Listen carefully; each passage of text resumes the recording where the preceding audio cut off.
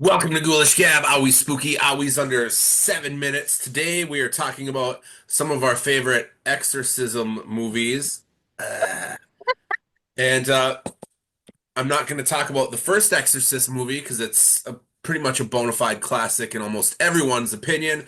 But one of my favorite would be The Exorcist 3, which is a perfect exorcism type movie. Also, just a perfect sequel. It happened 17 years after the original movie. A police officer is obsessed with solving all these wild, awful murders. And there's a cryptic inmate that resembles Father Damien who emerges from a catatonic state. And of course, he's got the answers, and you got the crime, and it ties in the demonic forces, and it gets crazy. There's some great scares in there, and it's just a very compelling movie.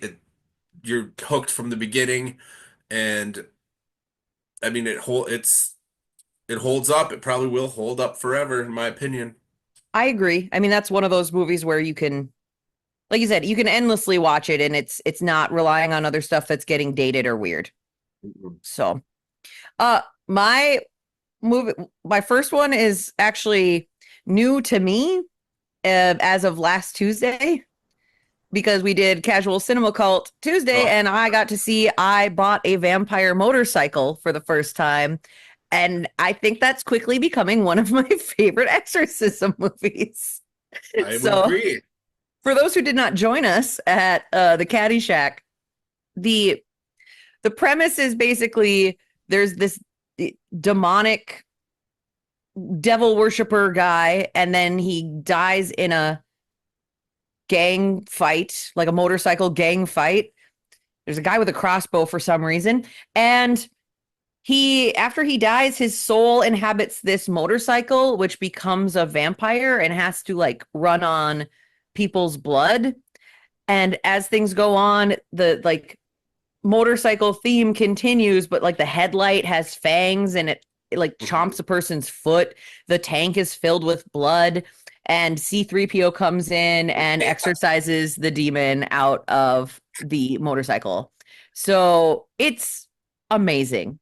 And also, somehow, I think because it's British, uh, I don't notice if the acting is bad because the accents are there. Right, right.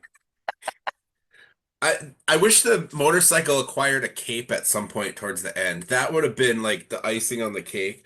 I agree. You didn't even talk about the talking turd scene, but I whatever. don't know.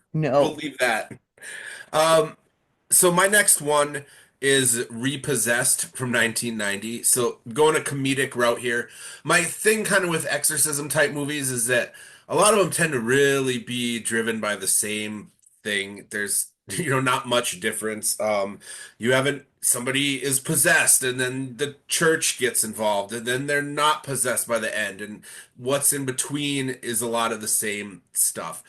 Um, Repossessed from 1990 is a parody of The Exorcist with Leslie Nielsen and Linda Blair.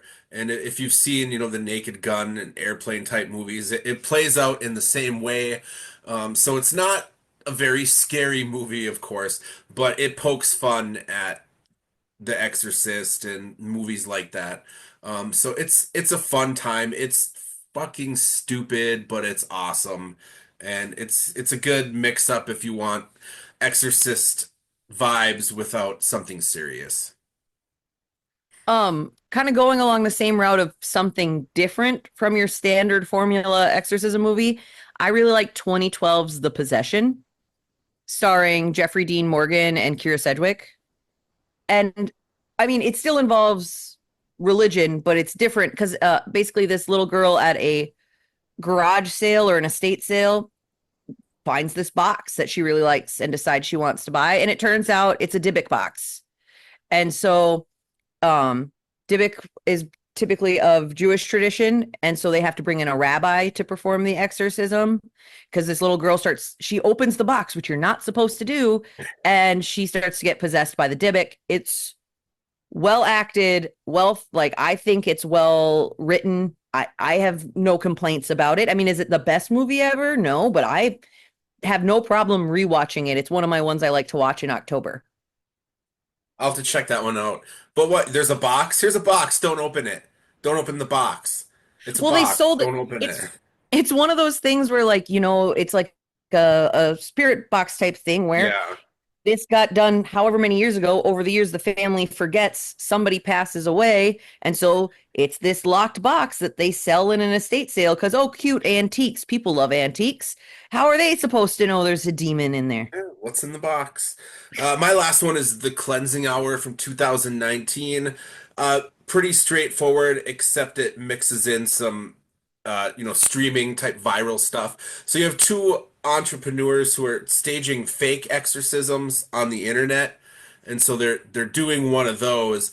But then all of a sudden, a real demon shows up in the person who's supposed to be faking the possession, and it gets, of course, they're like, oh shit, what are we gonna do now? So they have to attempt to take their fake job serious. It's a pretty cool movie, so it's, standard elements, but almost a more modern type theme with it. Definitely worth a watch. There's some good stuff in there. I've seen that one pop up a few times, but I've never watched it. I should check that out. I Yeah, think I'd like it. I think you would too. The last one I've talked about in the past, but it's very fitting for this theme, and it's one of my favorites, is 2005's The Exorcism of Emily Rose. I Hmm. saw it in the theaters. It freaked me out. It centers around this like reverend who's being prosecuted for the wrongful death of a girl named Emily, who he was performing an exorcism on her. And then it kind of goes into like it goes between flashbacks of like the current trial and what actually happened, and the whole idea being the premise for the defense attorney is like we can't know that she wasn't possessed. It's a different take on it from standard exorcism movies, but still freaks you out. And again, the acting is really good. That seems to be a lot of what sways my recommendations for people. But I I can't. That's one when people talk about watching exorcism movies. I recommend that one all the time. Yeah, that's another good film. Totally worth it. That's all the time we have for this one today. Tell us some of your favorite exorcism movies in the comments. Let us know if you've seen some of ours. And just Vomit up don't some get pea soup. possessed. Yeah. Don't. Okay, bye.